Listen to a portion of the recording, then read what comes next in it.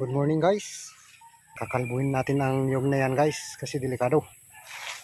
Delikado sa wire ng kuryente doon sa likod ko guys. Oh, daming wire ng kuryente.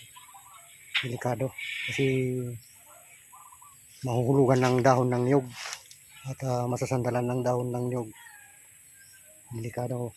Madidisgrasya tayo pag nagkaroon ng leaking yung wire ng kuryente guys. Kaya kakalbuhin po natin yung niyog natin. Yan guys, umpisan ko na.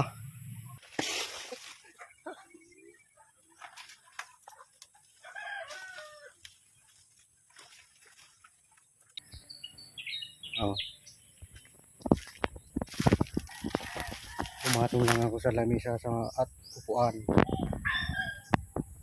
Yun, nakuha ko na yung ubod. Ito naman yung kanyang ubod guys. Oh. Yan. Pwedeng magluto ng lauya. Inubudang baboy o baka guys. Meron pa kung kukunin yan. Oh. Taas. Kasi daming kuryente guys. Daming kuryente. Daming wire. Delikado. Nasasandalan na ng mga dahon ng niyog. Ayan o.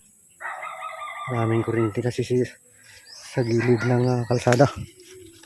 Delikado. Ayan. I-alternate ko lang muna dito. Para mapakinabangan pa yung ibang niyog. Hindi masyadong namumunga, kukunin ko guys. Ayan.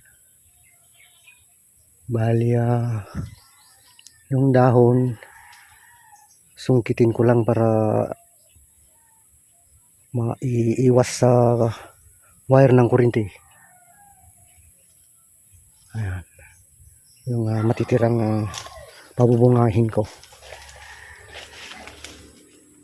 Okay guys.